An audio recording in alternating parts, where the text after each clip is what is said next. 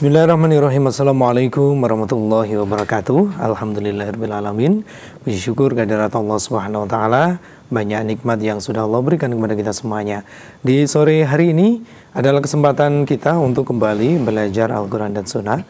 Dan insya Allah ini merupakan bagian dari bekal kehidupan kita, baik di dunia maupun di akhirat kelak. Pemirsa dimanapun Anda berada, bagaimana kabar Anda sore hari ini? Semoga sehat selalu dalam lindungan Allah Subhanahu wa Ta'ala. Dan tentunya kita berada dalam program Ustadz Menjawab, sebuah program di mana Anda nanti bisa berpartisipasi, bertanya langsung kepada narasumber yang sudah hadir di sore hari ini. Line telepon nanti kami buka di 02716793000, SMS WhatsApp di 08112553000. Karena begitu pentingnya ilmu agama, maka apabila kita tidak mengetahui tentang dinul Islam ini, segera kita mencari tahu pada sumbernya, yaitu Al-Quran dan Sunnah. Mari kita belajar bersama-sama dengan media MTA TV dan juga Radio Persada FM, radio jaringan seluruh Nusantara. Baik. Di kesempatan sore hari ini sudah hadir narasumber Ustadz Sunarjo. Assalamualaikum warahmatullahi wabarakatuh, Ustadz. Waalaikumsalam warahmatullahi wabarakatuh. Sehat hari ini, Ustadz? Alhamdulillah sehat selalu. Dan tentunya sangat senang sekali bisa kembali berjumpa, menyapa saudara-saudara kita yang ada di rumah, Ustadz. Baik. Tema hari ini yaitu nikmat diutusnya Rasulullah SAW. Nanti akan disampaikan mukadimah oleh Ustadz Sunarjo terlebih dahulu.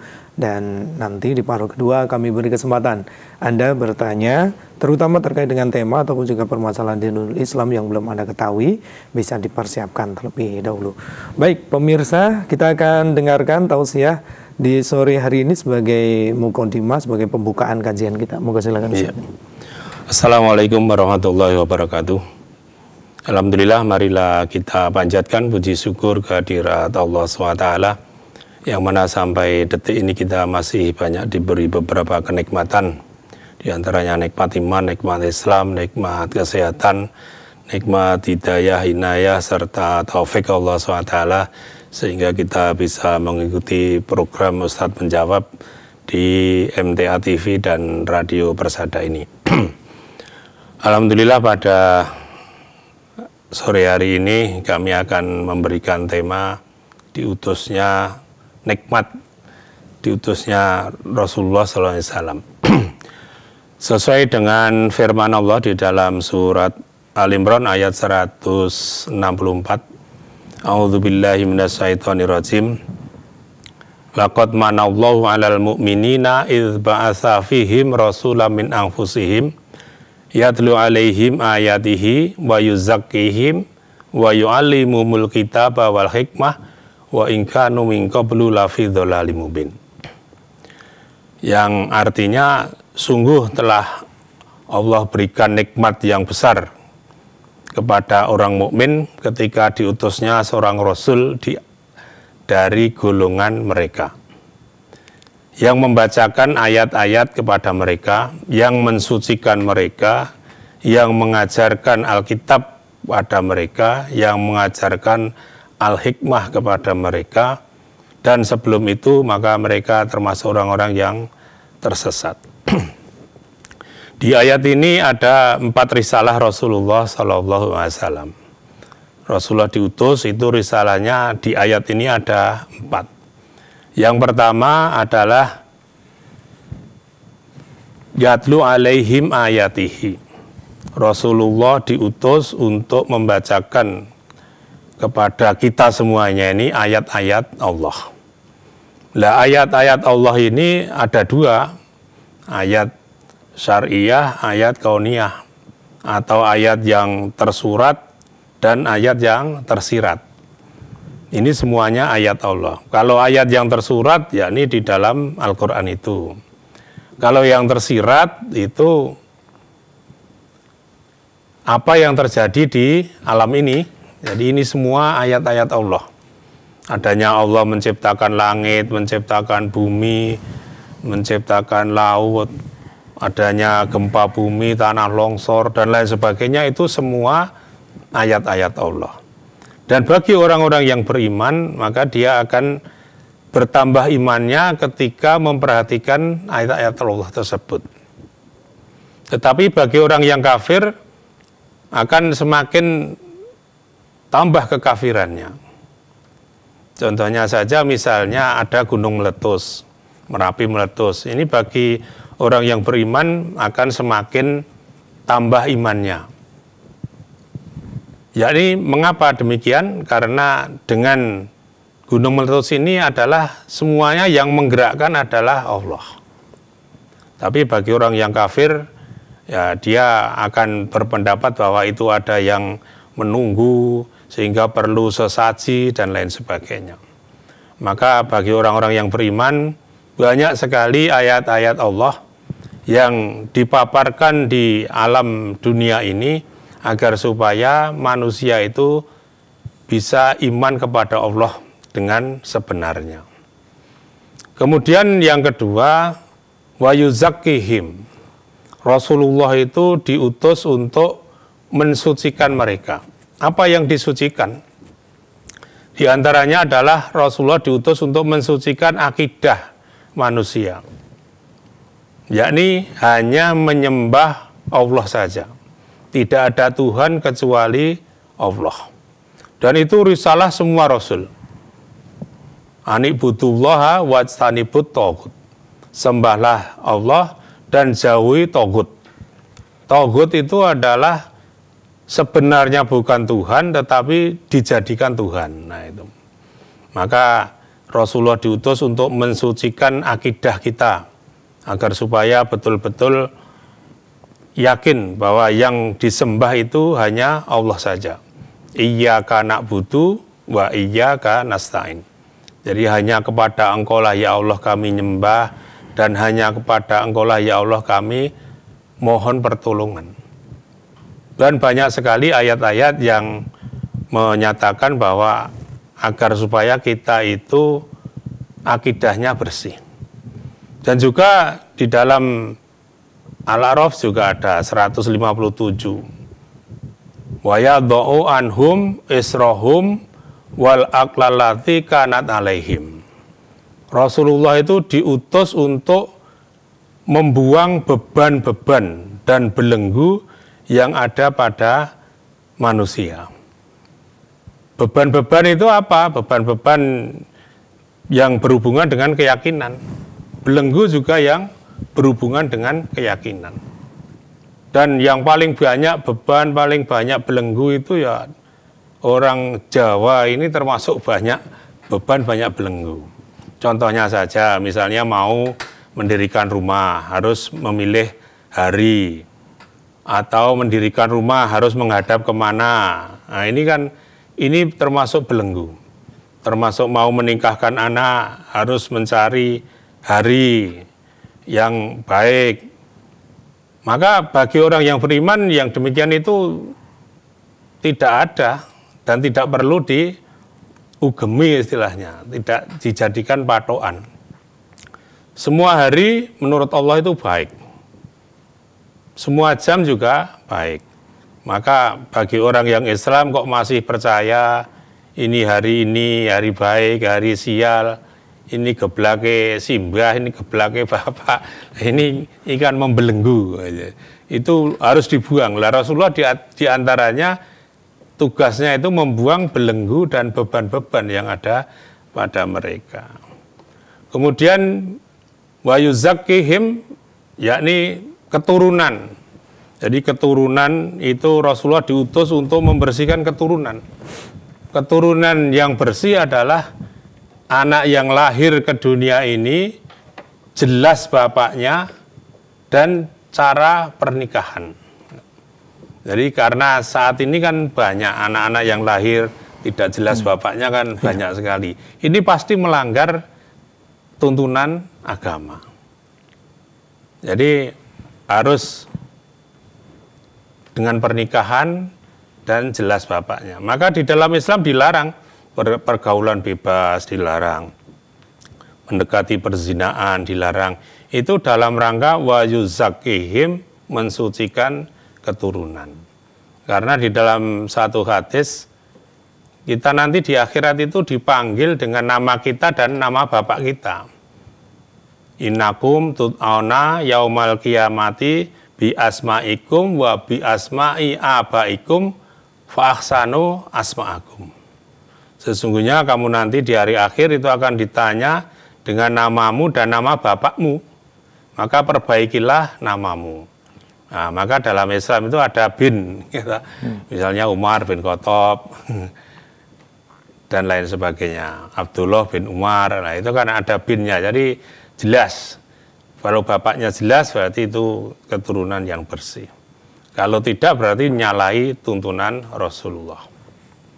Kemudian wa yuzakim lagi adalah harta benda kita. Jadi harta yang diberikan oleh Allah kepada kita itu perlu disucikan. Maka di dalam surat At-Taubah 103 itu qut min amwalihim shadaqatan tutahhiruhum wa tuzakkihim biha. Jadi ambillah dari qut min amwalihim, dari hartamu itu merupakan berupa zakat untuk membersihkan dan mensucikan. Jadi membersihkan hati kita agar supaya bersih dan mensucikan barang itu. Jadi bisa kita mendapatkan rezeki itu wajib kita mengeluarkan zakat. Dan ini macam-macam aturannya. Ada yang perdagangan 2,5%, ke pertanian ada yang 5%, ada yang 10%. Itu wa yuzakkihim tentang harta kita. Kemudian wa yuzakkihim tentang hati kita. Hati kita ini juga Rasulullah diutus untuk membersihkan hati kita. Jadi jangan sampai ada penyakit di dalam hati kita. Karena hati ini penyakitnya banyak sekali. Ada musyrik itu ya penyakit hati, sombong, riya, sum'ah, gurur, dengki, dan lain sebagainya. Itu semua dibersihkan oleh Rasulullah agar supaya manusia itu menghadap Allah itu dalam keadaan bersih. Maka nanti di akhirat kita menghadap Allah itu yang diterima adalah hati yang bersih saja. Maka dalam suatu ayat itu yauma la yanfa'u malun wala banun illa man atallaha biqalbin salim. Pada hari itu tidak berguna harta dan anak atau anak buah, dan yang diterima oleh Allah itu hanya hati yang tunduk patuh. Kalau di dunia ini asal punya dua ini, malun wala banun, itu mau jadi apa itu bisa. Ya, punya harta, punya anak buah, mau jadi bupati bisa, mau jadi gubernur bisa, mau jadi presiden bisa. Tapi nanti di akhirat malun wala banun itu juga tidak ada apa-apanya, tidak bisa untuk apa-apa. Tapi yang diterima Allah itu qalbin salim. Maka Rasulullah diutus itu untuk membersihkan hati kita, agar supaya bersih dari penyakit-penyakit hati itu. Kemudian yang ketiga adalah wa yu'allimul kitab. Rasulullah diutus untuk mengajarkan kepada kita ini Alkitab, yakni Al-Quran ini. Maka Al-Quran itu banyak sekali pelajaran-pelajaran yang orang Islam harus melaksanakan. Dan kalau sudah bisa melaksanakan, ya hebat sekali. Di dalam Islam persaudaraan sesama Islam, bukan sanak, bukan kadang, tapi bisa saling tolong menolong, saling bantu membantu, saling menasehati. Itu berkah dari mempelajari Al-Quran. Maka Al-Quran itu penuh berkah. Maka dalam surat Shad ayat 29 itu, kitabun anzalnahu ilaika mubarakun liyatabbaru ayatihi wa yuzakkihim ayatihi. Kitab Al-Quran ini diturunkan penuh berkah dan untuk ditadaburi bagi orang-orang yang berakal atau punya pikiran atau mau berpikir. Maka sampai kiamat datang nanti Al-Quran ini tidak akan habis untuk dipelajari bagaimana ayat ini, bagaimana surat ini, per satu kata, per satu kalimat, per satu ayat itu sampai kiamat nanti tidak akan habis. Maka bagi orang Islam hendaklah mudah diatur dengan Al-Quran. Kalau manusia itu sulit diatur dengan Al-Quran, maka diatur dengan apapun tidak akan bisa baik. Maka kita ini yang sudah menjadi orang Islam ini, kalau kebiasaan kita tidak sesuai dengan Al-Quran, maka dibiasakan. Jadi turu ma'a kitabillahi haitsuma daro. Beredarlah kamu, kemana Al-Quran itu mengajak kamu beredar. Tetapi kalau kebiasaan kita ini bertentangan dengan Al-Quran, ya tinggalkan. Itu akan menjadi orang yang selamat dunia dan akhirat. Kemudian pelajaran yang keempat, yakni Rasulullah itu diutus untuk mengajarkan al-hikmah. Jadi al-hikmah itu artinya banyak sekali. Al-hikmah itu bisa berarti ilmu, al-hikmah itu bisa berarti as-sunnah, al-hikmah itu bisa berarti manfaat tentang sesuatu. Kalau Syekh Muhammad Abdul mengatakan al-hikmah itu adalah rahasia suatu ilmu, yang kalau ilmu itu dilaksanakan, maka dia akan bisa melaksanakan dengan senang hati, walaupun kelihatannya itu rugi. Itu al-hikmah. Misalnya saja zakat. Zakat itu kan dohirnya kita kan rugi, kehilangan duit. Tetapi mengapa senang? Ya, karena tahu ilmunya, tahu al-hikmah itu ada. Kita infak juga begitu.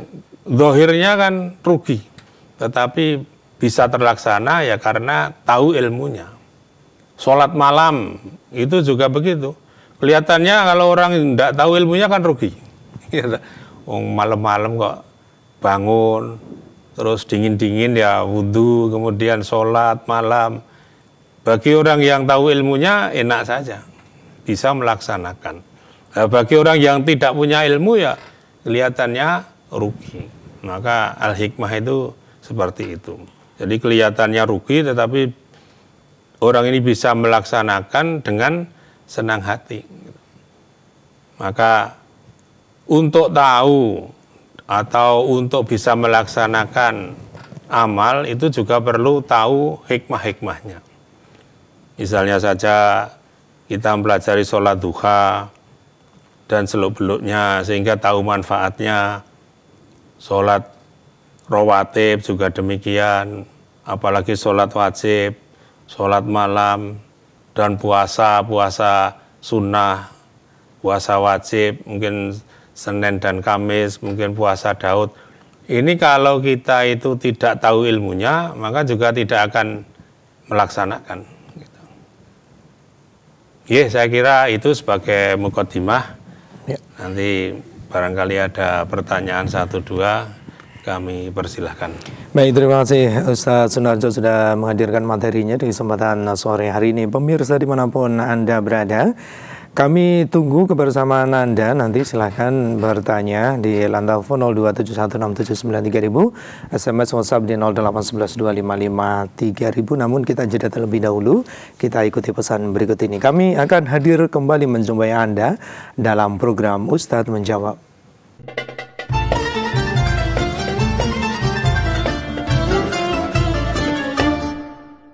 Baik pemirsa dimanapun Anda berada, terima kasih bagi Anda yang masih selalu setia bersama kami dalam program Ustadz Menjawab. Kini saatnya berkesempatan bagi Anda untuk bisa bergabung bertanya langsung kepada Ustadz di line telepon 02716793000, SMS WhatsApp di 08112553000. Di line telepon sudah ada kelihatannya yang ingin bergabung, coba kita terima penelpon yang pertama. Assalamualaikum warahmatullahi wabarakatuh.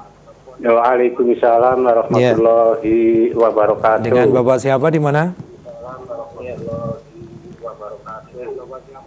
Dengan Pak Hadi di Palembang. Silakan Pak Hadi di Palembang. Assalamualaikum warahmatullahi wabarakatuh, Pak Ustaz. Waalaikumsalam warahmatullahi wabarakatuh. Mari Pak. Nanya Pak Ustaz. Iya. dalam surat Ali Imran ayat 19 diterangkan bahwa inna dina indallohil Islam, sesungguhnya agama bagi Allah hanyalah Islam. Ini kan jelaskan dari zaman Nabi Adam hingga sekarang agama cuma satu, yaitu Islam. Namun ada ulama berdakwah bahwa beraneka ragam agama merupakan sunatullah. Nah, apa maksudnya Pak Ustadz? Mohon pencerahannya. Terima kasih. Wassalamualaikum warahmatullahi wabarakatuh. Waalaikumsalam warahmatullahi wabarakatuh. Silakan Ustaz. Ya, jadi innatina indallahil Islam. Sesungguhnya agama yang diterima oleh Allah itu hanya Islam. Kalau ada pembicara mengatakan itu sunatullah itu ya tidak benar gitu. Maka dari sejak nabi-nabi dahulu semua Islam. Jadi jangan dikira Yahudi itu nabinya Nabi Musa terus mbak Yahudi, Nabi Isa, mbak Kristen itu enggak. Semua Islam. Nabi Nuh ya Islam, Nabi Ibrahim ya Islam, Nabi Musa ya Islam, Nabi Isa itu ya Islam, Nabi Muhammad itu ya Islam. Lah adapun ada ada agama-agama selain Islam, lah itu kan itu manusia mengikuti hawa nafsunya. Keinginannya begini, jadi membuat agama sendiri, membuat keyakinan sendiri sesuai dengan hawa nafsunya. Nah itu nanti ya di hadapan Allah tidak akan diterima. Jadi kalau ada pembicara ya seperti itu, ya memang agama itu ya bagi pemeluknya ya yang terbaik ya itu. Tapi bagi Allah ya hanya Islam saja. Jadi jangan terpengaruh dengan pembicara atau mungkin mubalek atau mungkin bahkan namanya ustadz. Kalau tidak sesuai dengan tuntunan Quran, tidak sesuai dengan tuntunan Rasulullah ya jangan dipakai. Gitu. Itu prinsipnya, Mas. Ya. Baik, demikian mudah-mudahan bisa difahami Pak Hadi yang ada di Palembang. Coba kita baca pertanyaan yang ada di WhatsApp terlebih dahulu, Ustaz. Mau bertanya Ustaz, kalau takbiratul ihram makmum juga apa harus dijahar? Kalau tidak nanti sholatnya tidak sah. Oke, takbiratul ihram itu memang wajib gitu. Ya, maka kita juga membaca takbiratul ihram gitu. Takbiratul ihram itu kan membatasi yang halal jadi haram gitu. Misalnya aja makan itu kan halal, tapi kalau sudah takbiratul ihram ya sudah jadi tidak boleh, maksudnya haram gitu. Ya kita mau memulai sholat dengan takbiratul ihram itu, dan takbiratul ihram itu adalah takbir membesarkan Allah. Kalau sudah menghadap Allah itu tidak ada yang besar kecuali Allah, tidak ada yang ditakuti kecuali Allah, tidak ada yang ditaati kecuali Allah. Itu makna dari takbiratul ihram itu. Maka kalau ada orang sholat kok masih takut kepada yang lain, itu berarti sholatnya belum benar. Malu kepada manusia, malu kepada Allah tidak malu, itu takbiratul ihramnya belum benar. Jadi harus takbiratul ihram ini memang betul-betul luar biasa. Hanya Allah saja yang besar, itu hanya Allah saja. Kalau orang munafik kan yakhshawnan nas ka khosyatillah au asatu khosyah. Dalam surat An-Nisa 77 itu. Kalau orang munafik itu takutnya kepada manusia seperti takutnya kepada Allah, bahkan lebih takut kepada manusia. Malunya kepada Allah itu tidak semalu kepada manusia, maksudnya lebih malu kepada manusia daripada malu kepada Allah. Itu orang munafik. Itu berarti takbiratul ihramnya belum benar. Gitu. Baik, demikian. Coba kita terima kembali yang ada di line telepon. Bagi Anda pemirsa yang ingin bergabung, silakan. Assalamualaikum warahmatullahi wabarakatuh. Waalaikumsalam warahmatullahi wabarakatuh. Dengan siapa di mana? Saya Ramadan Bangko, Merangin, Jambi. Ya, silakan Pak Ramadan. Terima kasih. Assalamualaikum Ustadz. Waalaikumsalam warahmatullahi wabarakatuh. Saya ingin menanyakan Al-Baqarah ayat 48 Ustadz. Iya. Dalam notnya itu, syafaat ialah pertolongan yang diberikan oleh Rasul atau orang-orang tertentu untuk meringankan azab atau beban seseorang di akhirat atau atas izin Allah. Nah, pertanyaannya itu bagi saya adalah, seperti apa kita ingin mendapatkan syafaat Rasulullah Sallallahu Alaihi Wasallam itu? Apa yang harus kita lakukan dan apa yang tindakan apa yang harus kita lakukan agar syafaat itu kita dapatkan? Itu yang pertama. Dari seseorang ini siapa, Ustaz? Saya agak mohon penjelasan Ustaz. Seseorang itu siapa? Bagi umat beragama, tentu ini penting untuk saya ketahui agar ayat 48 ini saya bisa memahaminya Ustaz secara utuh. Terima kasih, mohon maaf atas kekurangannya. Ya, baik, wassalamualaikum warahmatullahi wabarakatuh. Waalaikumsalam warahmatullahi wabarakatuh. Iya, jadi syafaat itu kan artinya kan pertolongan. Jadi pertolongan yang bisa menolong itu hanya dengan izin Allah. Siapapun bisa menolong dengan izin Allah. Rasul ini juga bisa menolong dengan izin Allah. Al-Quran ini juga syafaat, gitu. Al-Quranus syafi'un musyafa'un, gitu. Quran itu pertolongan yang diterima pertolongannya. Itu juga bisa memberi syafaat, memberi pertolongan. Dan kata kuncinya adalah dengan izin Allah. Gitu. Nah, dengan izin Allah ini tentu saja memakai syarat. Gitu. Kalau orang itu hidup di dunia ini tidak sesuai dengan tuntunan Allah dan Rasulullah, ya tidak akan mendapatkan pertolongan. Gitu. Maka jangan harap mendapatkan pertolongan kalau di dunia ini tidak taat Allah dan Rasul. Maka kita hidup di dunia ini harus sesuai dengan tuntunan Allah, sesuai dengan tuntunan Rasul. Kalau itu tuntunan Allah, kerjakan. Kalau itu tuntunan Rasul, kerjakan. Kalau Rasul tidak memberikan contoh, ya tinggalkan. Itu yang akan mendapatkan pertolongan dari Allah atau mendapatkan syafaat tadi. Gitu. Ya memang syafaat ini panjang sekali penjelasannya. Ya singkatnya begitulah. Ya. Gitu Mas. Kemudian tadi disinggung terkait dengan seseorang di ayat tersebut menjelaskan. Nah ini orang yang dikehendaki oleh Allah. Gitu. Siapapun yang dikehendaki oleh Allah akan memberikan pertolongan. Kalau Allah itu mengizinkan, ya akan diberikan. Ya. Baik, demikian Pak Ramadan yang ada di Jambi. Ini pembahasan terkait dengan syafaat panjang sebenarnya. Jadi kita cuplikkan sedikit saja karena keterbatasan waktu untuk sore hari ini. Kita akan beri kesempatan untuk saudara kita yang lain. Masih di line telepon sudah ada, silakan. Assalamualaikum warahmatullahi wabarakatuh.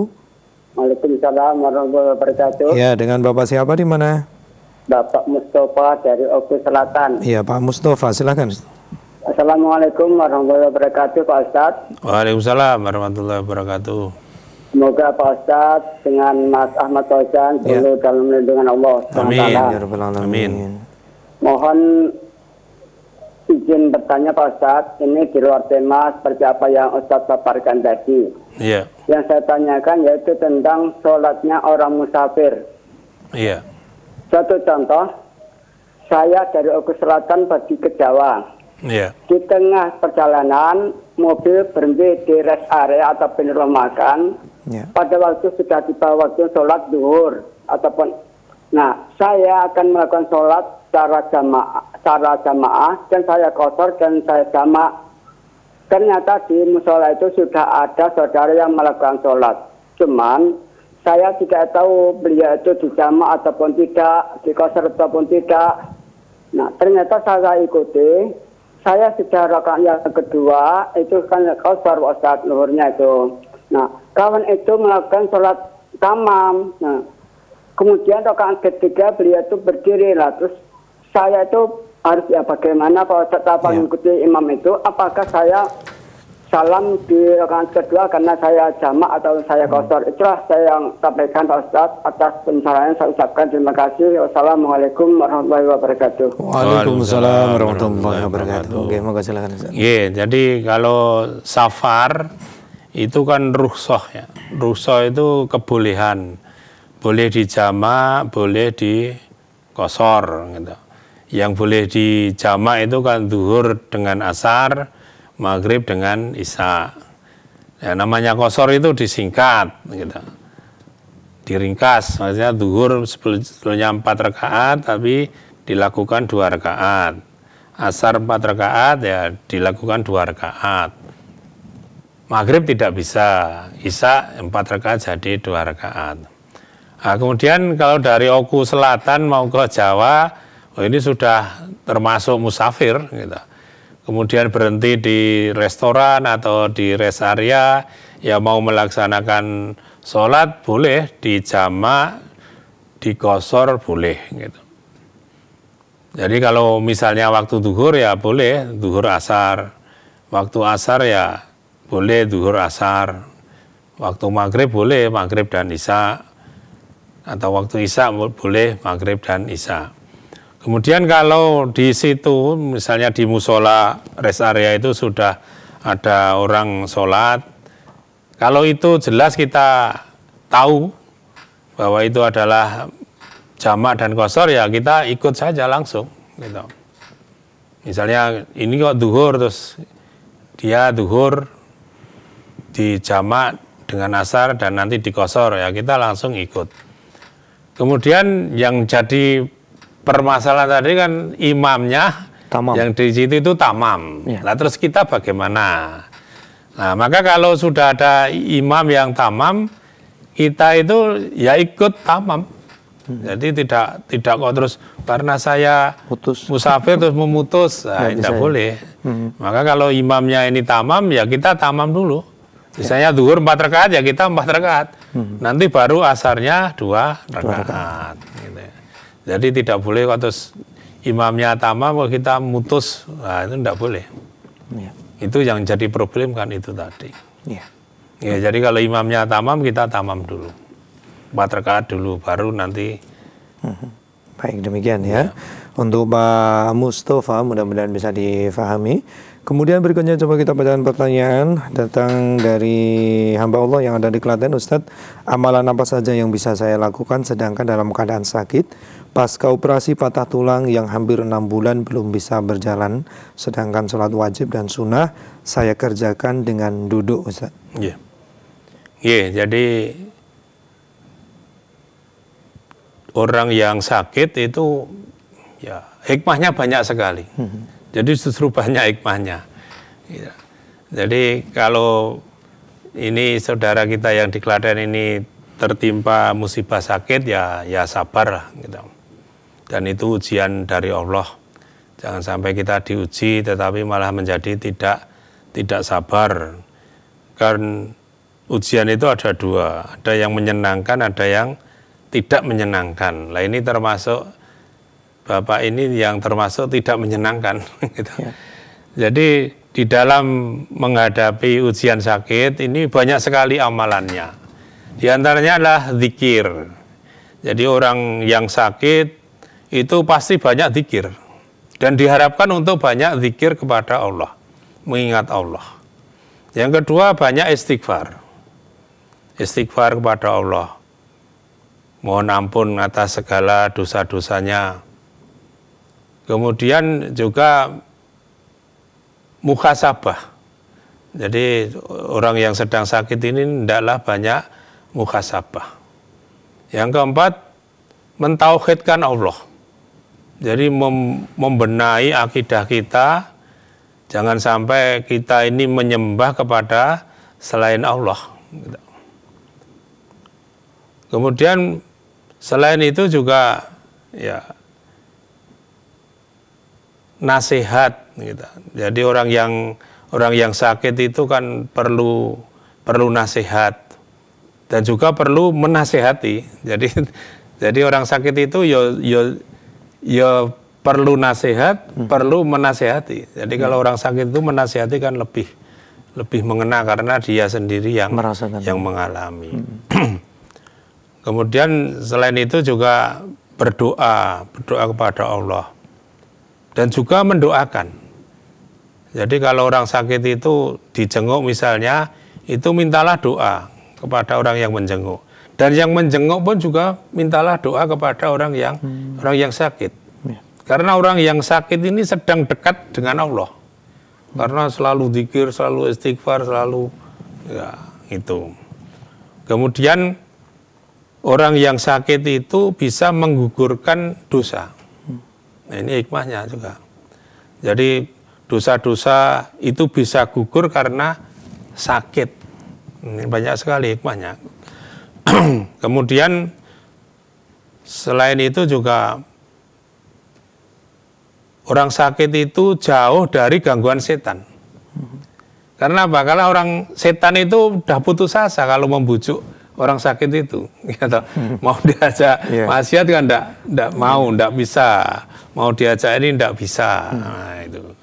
Maka ya perlu kita sadari bahwa itu adalah saat-saat yang justru baik dari hikmah orang sakit ini. Kemudian selain itu juga orang yang sakit ini akan berakhlak baik. Jadi orang sakit kan tidak sombong, orang sakit tidak sum'ah, tidak riya, tidak. Nah, itu posisi yang baik juga. Dan yang terakhir juga orang sakit ini banyak mengingat mati. Jadi banyak mengingat mati itu sesuatu yang luar biasa.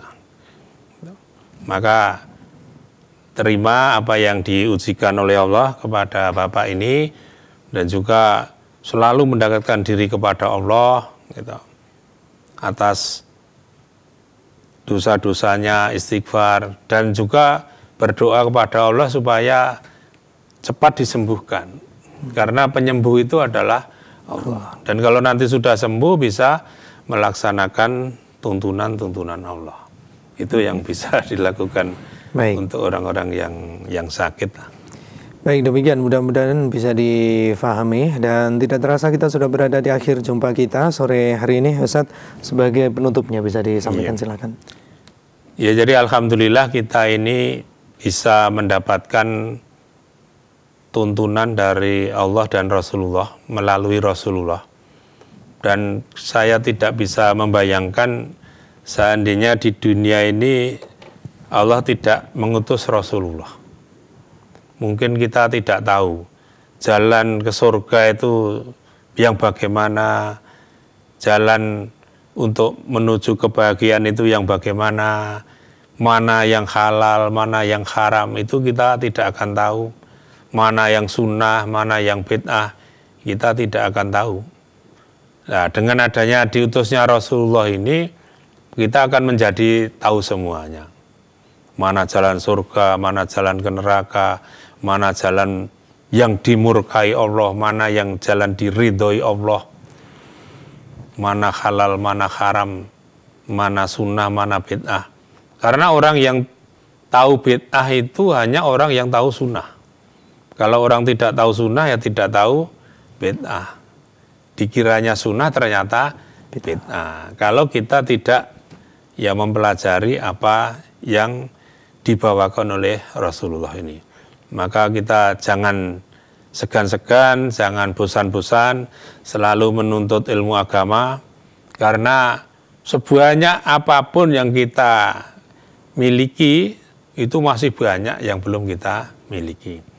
Maka jangan sampai bosan, kita terus ngaji terus.